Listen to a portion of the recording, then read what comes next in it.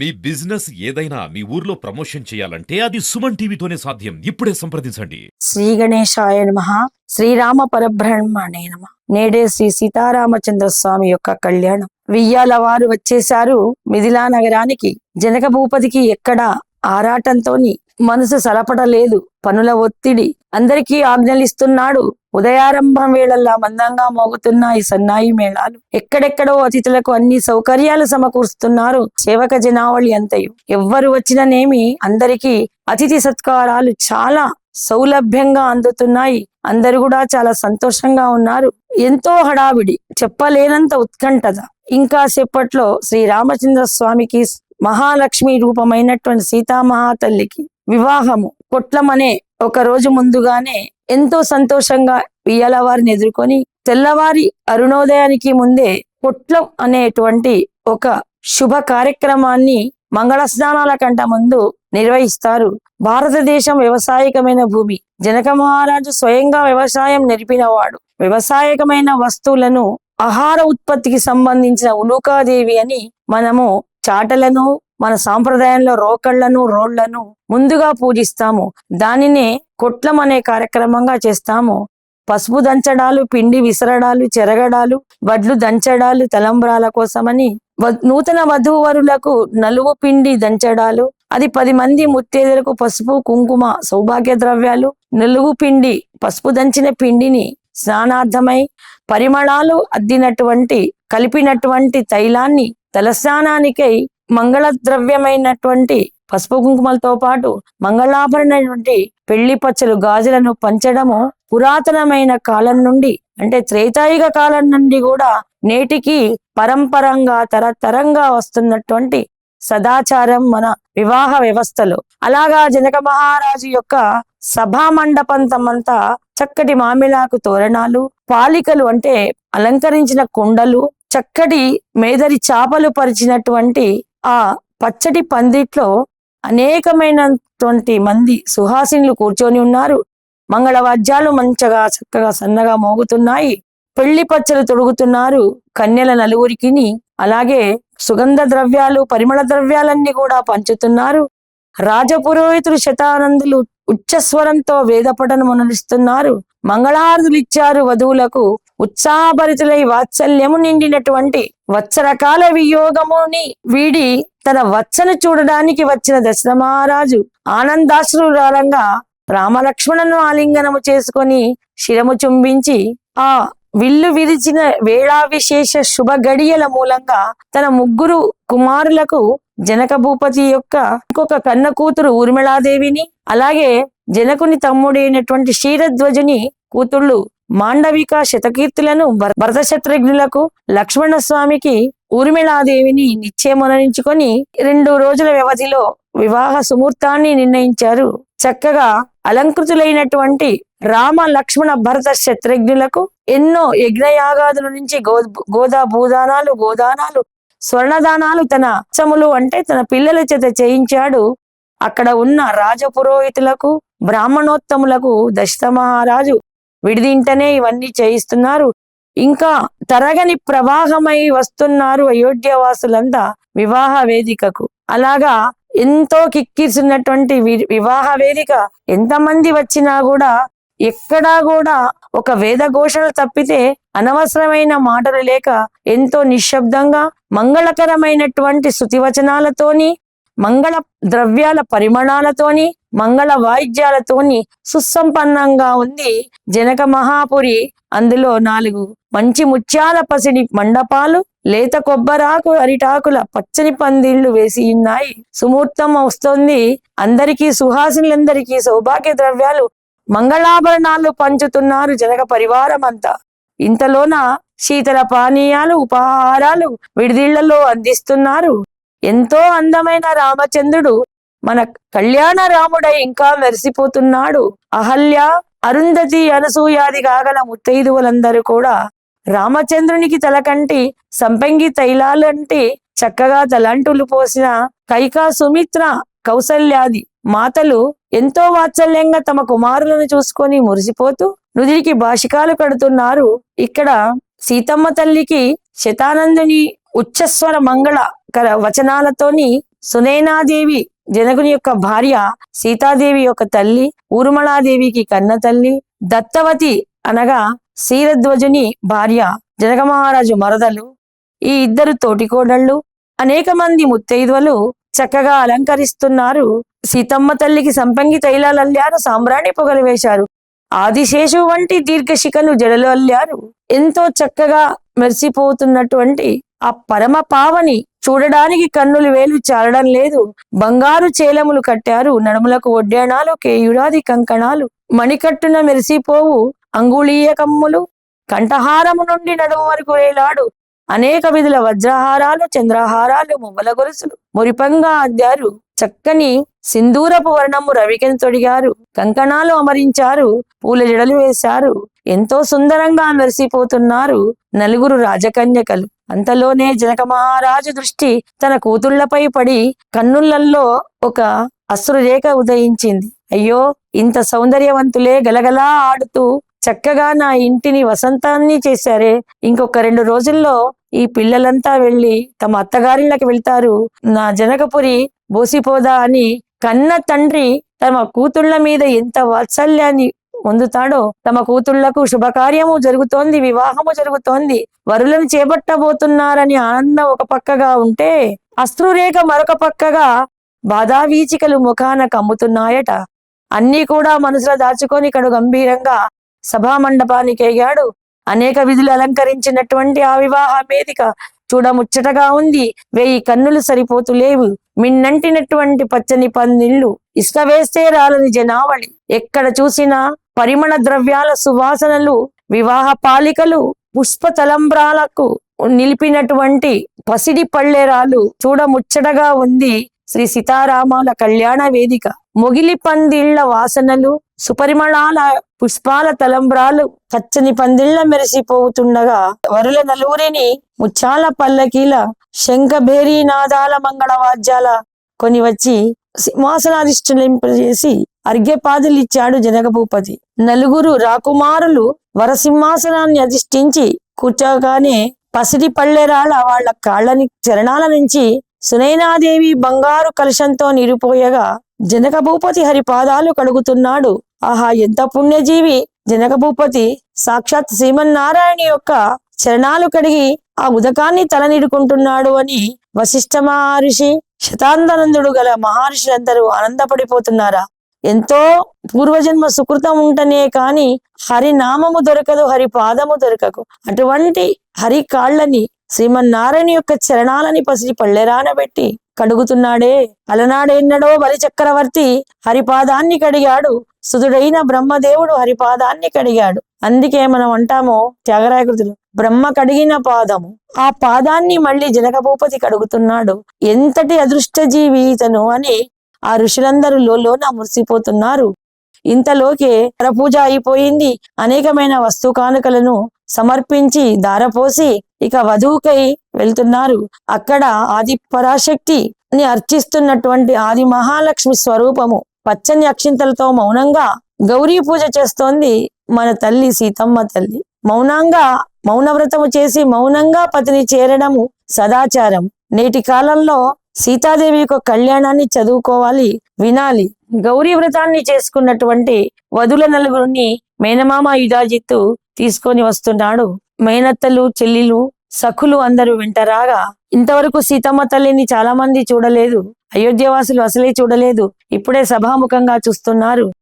మెల్లని పాదమంజీరాలు సవ్వడి చేయిచుండగా మందంగా, మేలి ముసుగులో జాలువారు ఒక్క వెన్నెల రేఖలాగా, ఎంతో తేజోమయంగా సన్నని తెరల నడుమ గంపలో కూర్చున్నటి కన్యకామణి, వధూమణి. ఇక్కడ కన్యాదానము అంటే ఏ దానాన్ని చేసినా మనం ఒక కొత్త బుట్టలు పెట్టి ఇస్తాము. ఈ వెదురు బుట్టలో ఎందుకు పెట్టాలి అంటే, వధూవరులు ఇరువురు కూడా యవ్వనవంతులైనప్పుడు, యవ్వనం ప్రారంభంలోనే వివాహం చేస్తాము. కొత్తగా పసిపాలలు బాలలై యవ్వనంలో కిషోర దశలో ఒక రకమైనటువంటి ప్రకృతి సిద్ధమైనటువంటి వేడిని కలిగి ఉంటారు. కాబట్టి వెదురు బొంగుతో చేసినటువంటి బుట్టలు, చాపలు పెళ్లిళ్లకు వాడుతాము. చాలా మంది వివాహానికి వస్తారు కాబట్టి మనుషుల మధ్యలో జరిగే విసర్జించిన విషవాయువులు నిర్మూలన కావడానికి, ఆక్సిజన్ అనేది ఎక్కువ ఉండడానికి మామిడాకులు ఎలా కడతామో అలాగే వెదురు బుట్టలలో పెట్టి వధువు అంటే అప్పుడు స్త్రీ ఒక వస్తువు, వధువును దానం చేస్తున్నాము. దానం చేసే ఏ వస్తువైనా కొత్త బుట్టలో పెట్టి దానం చేయాలి. ఈ ప్లాస్టిక్ బుట్టలు ఇవన్నీ కూడా దానానికి పనికిరావు. మట్టి, వెదురు కూడా బంగారము వెండితో అంత శ్రేష్టం. తాటాకు బుట్టలు, వెదురు బుట్టలు ఇవన్నీ కూడా అప్పుడు శుభకార్యాలలో విరివిగా వాడేవారు.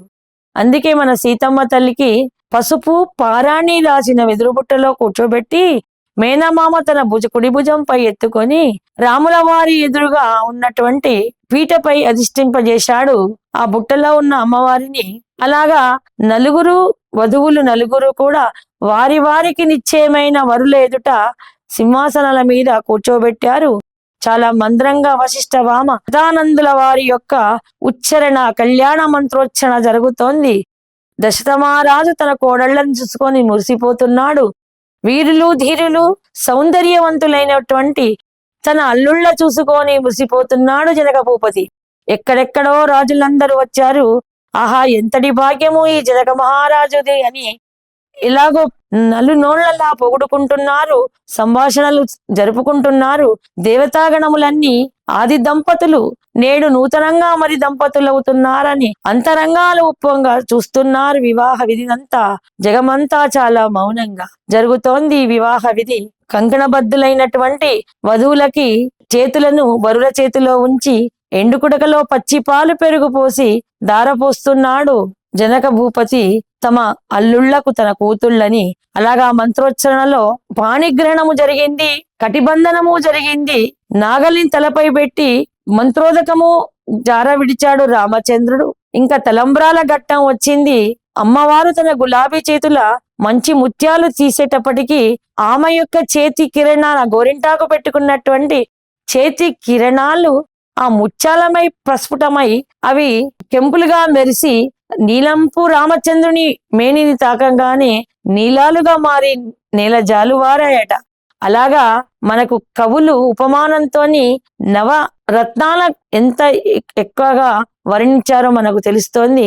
రాజులు కదా, మహా చక్రవర్తులు, వారికి కొదిమేంది 10 పుట్ల పచ్చని తలంబ్రాలు, మంచి ముత్యాలు, నీలాలు, కెంపులు, వజ్ర వైజూర్యాలు తలంబ్రాలుగా అనేక వివిధ వర్ణాల పరిమళాల సుమాల గంపలు తలంబ్రాలుగా సీతారాముల కళ్యాణం అత్యంత వైభవంగా జరుగుతోంది. చూసిన వారిదే సౌభాగ్యం, చూడని వారికి శూన్యం. ఆహా, కని విని ఎరుగని ఎన్నడూ లేనటువంటిది, ఎప్పుడూ చూడనటువంటివి ఎన్నో కళ్యాణాలు జరిగి ఎంతో మంది వధూవరులైనారు. యుగ యుగాలుగా తరతరాలుగా ఎంతో మంది వివాహాలు జరుగుతున్నాయి. కానీ ఈ వివాహానికి అత్యంతం అద్భుతం, విశేషణం, విశిష్టత ఏమిటంటే శ్రీమన్నారాయణుడే ధర్మ సంస్థాపనకై సామాన్య మానవుని వలె వేదాలను తన జీవన వేదంగా చేసుకొని జీవించడానికి వచ్చాడు. ఆయనకు సహకరించగా అఖిల దేవగణాలన్నీ వానరు రూపంలో భూమిపై ఉద్భవించాయి. అలాగే పరమ సాధ్వీమణి ఆదిలక్ష్మి తన పతిని అనుసరించి సీతాదేవిగా జనక మహారాజు పొలమున ఉద్భవించి శీరము అనగా నాగలి, శీరముచే దున్నబడిన భూమి నుండి వెలిగింది కాబట్టి ఆమె సీతాదేవిగా అయింది. మిథిలా నగరాన్ని పాలించే చక్రవర్తి కూతురు కావున మైథిలి అయింది. ఆ జన్మకు ముందే రమాదేవిగా ఉద్భవించింది. ఆ తర్వాత అంతకు ముందుగా వేదవతిగా ఉద్భవించి భూమిలో దాగింది. ఆమె సాగర కన్యక. సాగరోద్భవన కాలంలో గిరి మదనంలో ఉద్భవించినటువంటి మహాలక్ష్మి చంద్రునితో పాటు ఉద్భవించింది, చంద్ర సహోదరి అంటారు. ఆ అమ్మవారు విష్ణుపరమైంది. ఈ రోజు రామచంద్రునిచే పాణిగ్రహణం చేసి శ్రీరామచంద్రునికి జనక భూపతి కూతురుగా, దశరథమహారాజు కోడలిగా, పురుషోత్తముడైనటువంటి శ్రీరామచంద్రుని ఇల్లాలిగా రామచంద్రుని యొక్క పాణిగ్రహణం చేసింది. ఆ సుందర దరహాస చంద్రికల వెలుగొందు రామచంద్రుని సరసన మేఘానికి పక్కన మెరుస్తున్నట్టు ఒక విద్యుల్లతలాగా అంటే మెరుపు తీగలాగా కన్నులకింపుగా మెరిసిపోతున్న జంటను చూడగా కన్నులు వేలు చాలడం లేదు. అలాగా చాలా పొడుగారి రాముడు ఆజానుబాహుడు తలను వరమాల వేయడానికి దింపలేకపోతున్నాడు.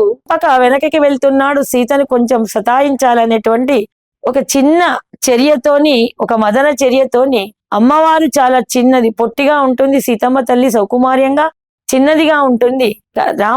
వరుని యొక్క తలను అందుకోలేకపోతోంది. రామచంద్రుని కరములపై సీతాదేవి యొక్క కరము నుంచి ఇయం సీత అంటూ జనక మహారాజు మమసుత తవ ధర్మ పత్ని, ఇక నుంచి మీకు అన్ని ధర్మ కార్యాల్లో సహచరినిగా ఉంటుంది, మీకు దాసివోలే సేవ చేస్తుంది, మీ మనసుకు అనుకూలంగా నడుచుకుంటుంది.